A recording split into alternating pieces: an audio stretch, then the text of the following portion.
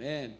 기쁜 소식을 전하라 라는 말씀의 제목으로 함께 은혜 받는 시간 되시길 소망합니다. 여러분은 기쁜 소식을 듣게 되면 어떻게 반응하십니까? 자녀의 결혼 소식 또한 남편의 승진 소식에 어떻게 반응하십니까? 첫 번째 반응은 아무래도 축하하며 기뻐할 것입니다. 그 다음 반응은 당연히 동네방네 소문을 내고 전하겠지요. 왜냐하면 기쁜 소식을 전하기 위함입니다.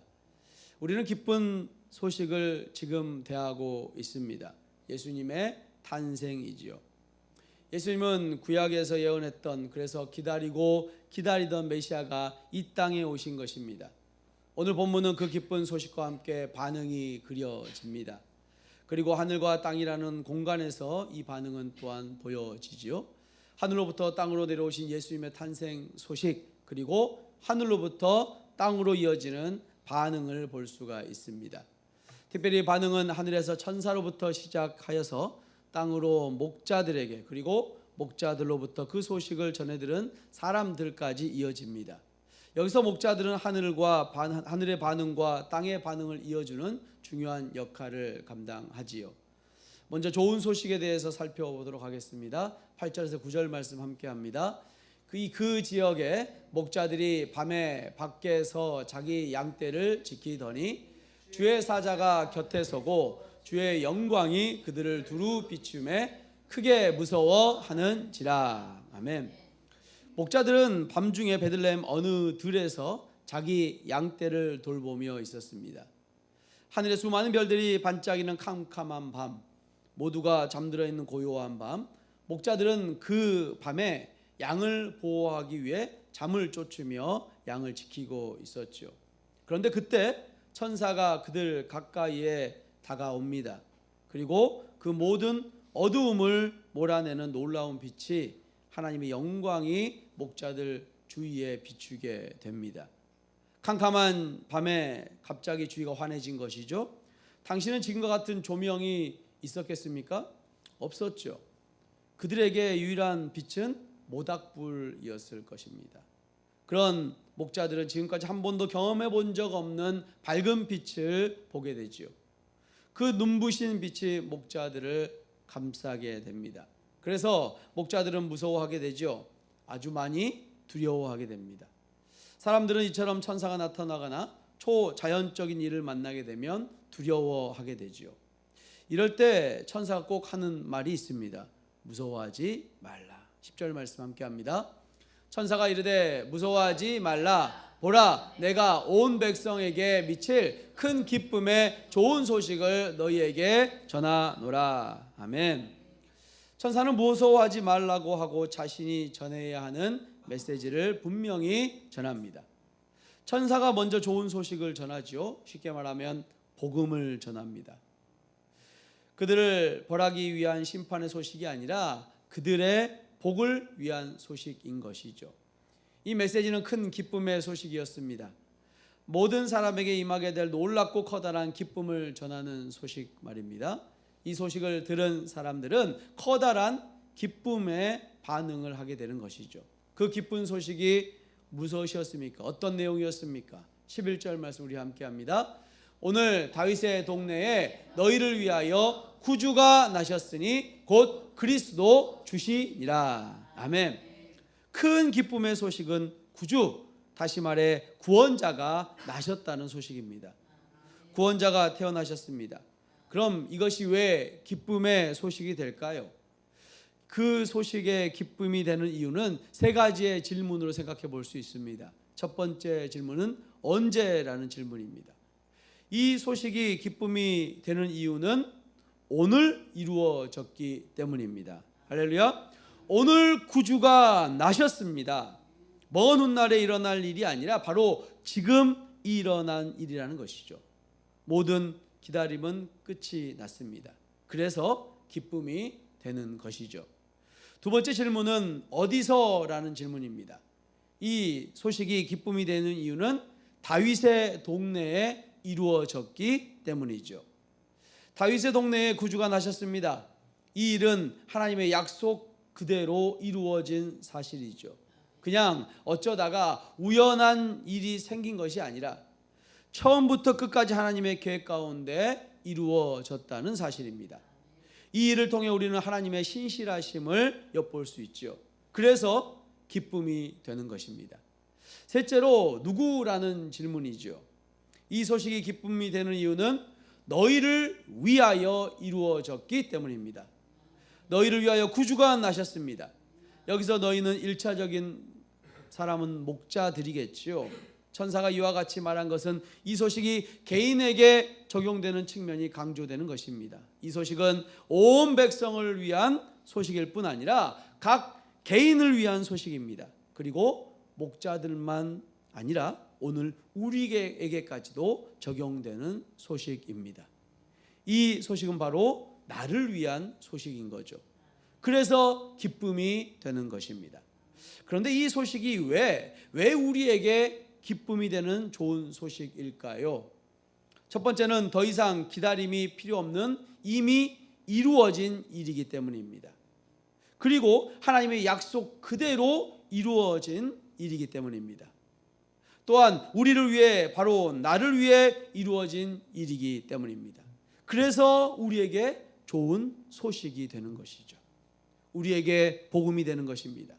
천사는 이 소식을 전하면서 예수님께 두 가지 호칭으로 찬양을 드리죠. 그것은 그리스도와 주라는 칭호입니다. 예수님은 그리스도, 다시 말하면 기름 부음 받은 자입니다. 하나님께서 약속하신 메시아라는 뜻이죠. 그리고 예수님은 주가 되십니다. 절대 주권을 가지신 주님이 되는 것입니다. 이 기쁨의 좋은 소식은 로마 제국 배경 속에서 제시되었죠. 예수님은 로마 황제가 통치하던 시기에 태어나셨습니다. 당시 사람들은 강력한 통치자인 로마 황제를 역사의 주인공이라고 생각했고 로마 황제를 구주라고 부르며 구원자라고 생각했습니다. 그러나 아니지요. 잘못된 생각이지요. 천사는 진정한 구주가 누구인지 분명히 선포합니다. 오늘 다윗의 동네에 태어난 아기 예수, 그분이 구주인 줄로 믿습니다. 이 아기가 그리스도이시며 진정한 주님이십니다. 사랑하는 성도 여러분, 여러분은 기쁨이 되는 좋은 소식을 누리고 계십니까?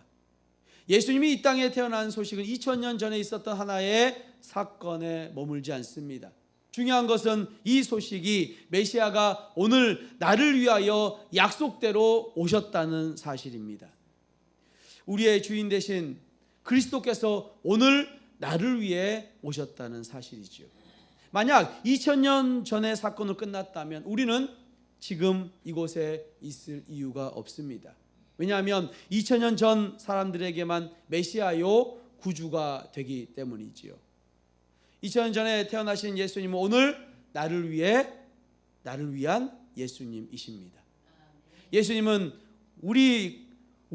그러므로 우리는 날마다 주님을 만나야 합니다. 예수님은 날마다 우리에게 개개인이 주님이 되어 주십니다. 날마다 주님을 기억하시길 바랍니다. 우리 날마다 주님의 은혜를 공급받지 않으면 살아갈 수 없는 존재이지요. 그럼에도 불구하고 우리는 일주일에 한 번 주님 앞에 나와 예배하는 것으로 만족하고 맙니다. 그것이면 다한 것처럼 생각을 하죠. 그러나 우리는 날마다 때를 따라 주시는 주님의 은혜로 살아가야 합니다. 날마다 말씀으로 무장해야 되고요. 날마다 주님 앞에 무릎 꿇을 때 날마다 놀라우신 주님의 은혜에 함께하게 될 줄로 믿습니다. 그 은혜를 날마다 충만하게 누리는 저와 여러분 되시길 축복합니다. 천사는 이어서 목자들에게 아기에 대한 중요한 정보를 알려줍니다. 12절 말씀 함께합니다. 너희가 가서 강보에 쌓여 구유에 뉘어 있는 아기를 보리니 이것이 너희에게 표적이니라 하더니. 아멘. 천사는 자신이 전한 메시지를 표적을 줍니다.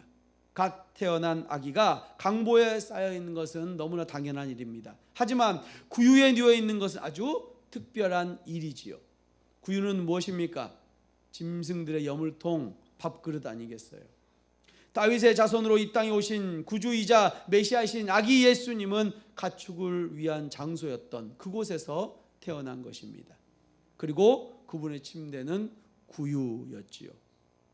예수님은 자신의 위대하심과 너무나 대조되는, 너무나 초라하고 너무나 보잘것없는 그런 곳에서, 그런 모습으로 이 땅에 오셨습니다.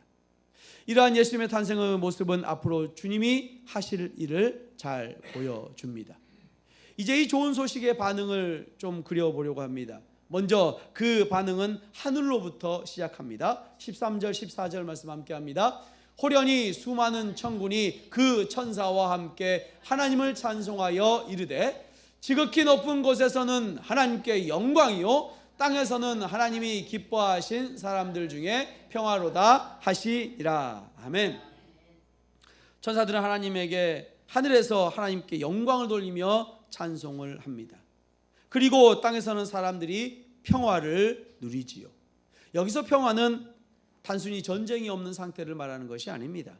평화라는 말은 구약의 샬롬을 의미하지요. 많은 경우에 평안으로 번역되지만 이것은 하나님이 베풀어 주시는 평화, 하나님과 사람들 사이에서 누리는 화목, 평화를 의미합니다. 이 평화는 하나님이 기뻐하시는 사람들에게 임하게 될 것입니다. 그렇다면 하나님이 기뻐하시는 사람은 누구를 말하는 것입니까? 하나님이 기뻐하시는 사람들은 이미 마리아의 찬양에서 언급된 하나님을 두려워하는 사람들을 의미합니다. 다시 말해 하나님을 경외하는 사람들에게 예수님을 통해 하나님의 놀라운 평화가 임하게 될 줄로 믿습니다. 이를 위해 예수님께서 이 땅에 오셨습니다. 하늘로부터 시작된 반응은 이제 땅으로 이어지죠. 먼저 그 소식을 들은 목자들입니다. 15절 말씀 함께 합니다. 천사들이 떠나 하늘로 올라가니 목자가 서로 말하되 이제 베들레헴으로 가서 주께서 우리에게 알리신 바 이 이루어진 일을 보자 하고. 아멘. 임무를 마친 수많은 천사들은 하늘로 올라갑니다. 그리고 목자들은 다시 어둠 속에 남겨졌죠. 그러나 그들의 마음속은 그 어떤 때보다 환하게 밝아져 있었습니다. 그래서 그들은 그 자리에 가만히 있을 수 없이 움직이죠. 자신들이 들은 것에 대해서 서로 이야기하며 가서 보자고 말합니다. 자, 우리가 여기서 이러고 있을 때가 아니야. 얼른 베들레헴으로 가자. 주께서 우리에게 알려주신 이 놀라운 말씀이 이루어지는 것을 직접 보자. 목자들은 하나님이 천사를 통해 알리신 것을 단순하게 보고 싶었던 것입니다. 그래서 목자들은 아기를 찾으려고 재빠르게 움직이죠. 16절 17절 말씀 함께 합니다. 빨리 가서 마리아와 요셉과 구유에 누인 아기를 찾아서 보고 천사가 자기들에게 이 아기에 대하여 말한 것을 전하니. 아멘. 목자들이 아기를 찾아 나섭니다. 찾기에 쉬웠을까요? 어려웠을까요? 찾기 쉬웠을까요? 어려웠을까요? 쉬웠겠지요. 왜 쉬웠을까요? 지금 예수님이 어디에 계십니까? 마구간에 계시잖아요. 그러면 집문마다 똑똑똑 할 필요 있습니까? 없지요. 이미 천사가 가르쳐줬습니다. 마구간만 돌아보면 됐습니다. 마구간에는 뭐 문이 있습니까? 없지요. 그냥 보면 다 보이는 곳이 마구간이죠. 쉽게 예수님을 찾을 수 있었을 것입니다. 목자들이 아기를 찾아 나섰습니다. 그리고 마침내 목자들은 아기를 찾았고 부모와 함께 있는 예수님을 만나게 되지요. 천사가 말한 그대로 구유에 누워있는 아기를 봅니다. 그리고 천사가 자기들에게 전한 기쁜 소식을 전하게 되지요. 무엇보다 본문은 생동감 있게 역동적으로 이 사실을 전달합니다. 목자들은 서로 말했고 빨리 가서 아기를 찾았고 그 아기를 보고 그리고 자기들이 이 아기를 찾아오게 된 이유를 요셉과 마리아에게 전합니다.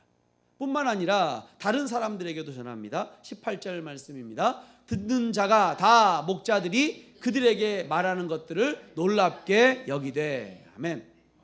목자들이 전한 소식을 들은 사람들이 있었다는 것이죠. 여기 우리말 성경에 듣는 자라고 번역된 단어는요, 원형으로 보면 복수형이에요. 듣는 자들이겠죠. 이 소식을 들은 사람들이 누구인지 알 수 없지만 목자들이 그 소식을 전할 때 마리아와 요셉 외에 다른 사람들도 있었다는 것을 알 수 있습니다. 목자들의 증거를 들은 사람들은 놀람으로 반응을 합니다. 그런데 마리아는 그 놀라하는 다른 사람들과는 좀 다른 반응을 보입니다. 19절 말씀 함께 합니다. 마리아는 이 모든 말을 마음에 새기어 생각하니라. 아멘. 우리말 성경에는 좀 생략된 부분이 있는데요. 19절의 초반에 그러나라는 단어로 시작한다는 거예요. 목자들이 전한 소식을 듣고 놀란 사람들과는 달리 그러나 마리아는 이 모든 말을 마음에 새기어 생각합니다. 전에 들은 말을 마음속에 간직하고 지속적으로 생각했다는 뜻이죠. 마리아는 1장에서 그랬던 것처럼 또다시 말씀을 듣고 바르게 반응하는 그 모습이 무엇인지를 잘 보여줍니다. 마음 안에 새기는 것이요. 그리고 목자들은 자신들의 일터로 돌아갑니다. 20절 말씀입니다. 함께합니다. 목자들은 자기들에게 이르던 바와 같이 듣고 본 그 모든 것으로 인하여 하나님께 영광을 돌리고 찬송하며 돌아가니라. 아멘. 목자들의 마지막 모습은 어떠했습니까? 하나님을 찬송하는 모습으로 그들의 일터로 돌아갔습니다. 목자들은 천사들을 통해 들은 모든 것이 그대로 이루어진 것을 보았습니다. 그로 말미암아 목자들은 마음속에 기쁨이 흘러 넘쳤죠. 그래서 하나님께 영광을 돌리며 하나님을 찬송하며 돌아가게 된 것입니다. 이렇게 해서 하늘에서 천사로부터 시작된 찬송이 이제 땅에서 목자들에게까지 연결되는 그런 울려 퍼지는 울림이 생긴 게 된 것입니다. 그 아름다운 찬송이 하늘로부터 이 땅에 메아리 치게 된 것이죠. 21절 함께합니다. 할례할 8일이 되매 그 이름을 예수라 하니 곧 잉태하기 전에 천사가 일컬은 바라라. 아멘. 예수님을 낳은 지 8일 만에 할례를 받고 천사가 일러준 대로 예수라는 이름으로 불리게 됩니다. 우리가 본문을 통해서 알 수 있는 것은, 우리가 본문을 통해서 꼭 기억해야 할 것은, 하나님께서 약속하신 대로 이 땅에 구주 예수님을 보내주셨다는 사실입니다.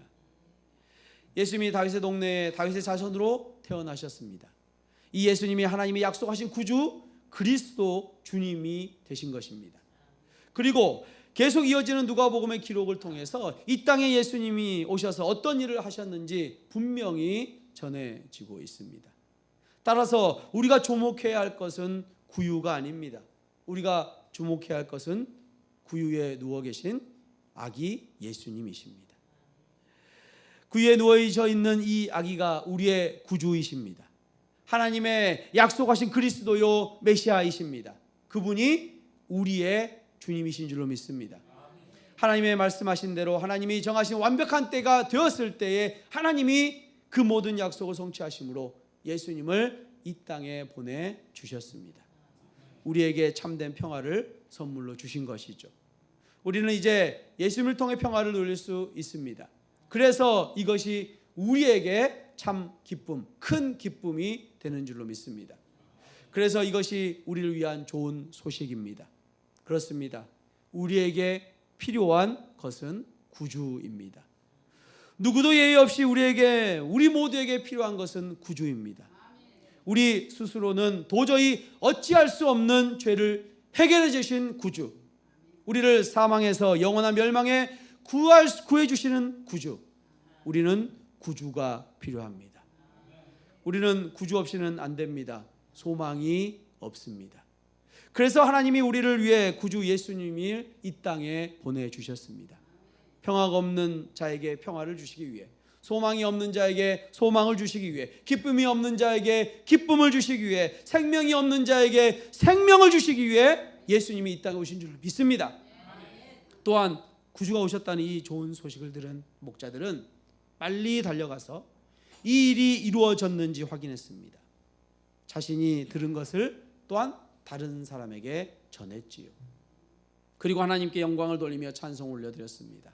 사랑하는 성도 여러분, 그런데 왜 천사는 목자에게 나타나서 기쁜 소식을 전하는 것일까요? 하고 많은 사람들 중에 좀 더 권력자, 좀 더 물질이 많은 사람들에게 전했다면 그들이 더 많은 영광으로 주님께 와서 무릎 꿇고 영광 올려드렸을 것인데요. 아니, 정말 권력자에게 처음 보이셔서 권력자가 와서 봤다면 더 빨리 복음이 전파되지 않았을까요? 목자들은 오늘날로 말하면 먹고 살기에 바쁜 사람들이었습니다. 직업 속성상 항상 풀과 물을 따라 이동하고 또한 바쁘고 한가할 틈이 없는 서민 중에서 서민들이 목자들이었어요. 오늘날 분주하게 살아가는 저와 여러분 같은 보통 사람들이었다는 것이죠. 게다가 그들은 종교적인 소양이 풍부한 사람들이 아니라 특별한 영적인 사람들도 아니었습니다. 단지 그들이 일상의 삶에 충실할 때 예수님의 탄생의 소식이 전해진 것입니다. 그러므로 여러분도 하나님의 음성을 듣는다고 특별한 사람을 만나거나 특별한 집회에 가고 특별한 장소를 쫓아다닐 필요가 없습니다. 일상의 예배 가운데 하나님을 경험하시기 바랍니다.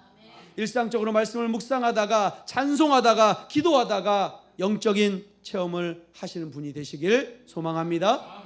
그렇다면 왜 하나님은 그런 사람들을 택하셔서 귀하고 귀한 독생자의 탄생을 알려주었을까요? 그리고 그들을 최초의 경배자로 삼으시고 최초의 증거자로 세우셨을까요? 왜냐하면 하나님은 세상에 멸시받는 자들, 그들을 세워 귀한 일들을 행하시는 하나님이시기 때문입니다. 고린도전서 1장 26절에서 29절 말씀입니다. 형제들아 너희를 부르심을 보라. 육체를 따라 지혜로운 자가 많지 아니하며 능한 자가 많지 아니하며 문벌 좋은 자가 많지 아니하도다. 그러나 하나님께서 세상에 미련한 것들을 택하사 지혜 있는 자들을 부끄럽게 하려 하시고 세상에 약한 것들을 택하사 강한 것들을 부끄럽게 하려 하시며 하나님께서 세상에 천한 것들과 멸시받는 것들과 없는 것들을 택하사 있는 것들을 폐하려 하시나니 함께합니다. 이는 아무 육체도 하나님 앞에서 자랑하지 못하게 하려 하심이라. 아멘. 하나님께서는 미련한 자들을 택하셔서 지혜로운 자들을 부끄럽게 하시는 분이십니다. 보잘것없는 사람들을 택하셔서 그럴듯한 자들로 잠잠하게 하시는 분이십니다. 약한 자들을 사용하셔서 주님의 능력을 나타내시고 강한 자들을 꺾으시는 분이시기 때문인 줄로 믿습니다. 하나님의 선택은 우연도 아니고 즉흥적인 것도 아닙니다. 하나님의 방법을 따라 하나님의 선택일 뿐이죠. 예를 들어 우상 숭배를 하고 자식도 없었던 아브라함을 선택해 믿음의 조상으로 삼으신 하나님, 막내 아들로 들판에 양떼를 치던 목동 다윗, 기생 라합과 이방 여인의 룻을 택하신 하나님, 포로로 잡혀가 있던 다니엘과 에스더를 높이시고 사용하신 하나님, 보물에서 들판에서 양들을 치던 목자를 선택하신 하나님의 모습은 너무나도 자연스럽습니다.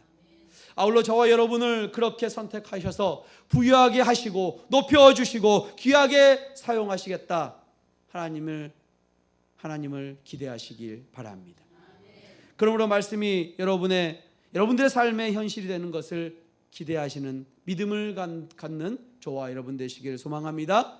성도 여러분, 그러면 목자들은 어떻게 반응하고 있습니까? 그들은 하나님의 말씀을 들었습니다. 그들은 하나님의 말씀을 믿었습니다.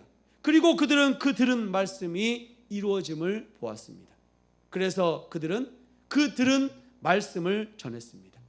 그렇게 그 들은 말씀을 반응한 것이죠. 앞에서 말씀드린 것처럼 우리 또한 이 땅의 목자들입니다. 가진 것 없고 삶 가운데 언제나 지치고 바쁜 일상 가운데 보잘것없는 목자들이죠. 하지만 그런 우리를 주님께서 택하여 주셨습니다. 그리고 기쁜 소식의 복음을 주셨습니다. 또한 그 복음으로 살아나게 하여 주셨습니다. 우리는 이 사실을 부인할 수 없는 주님의 자녀들입니다.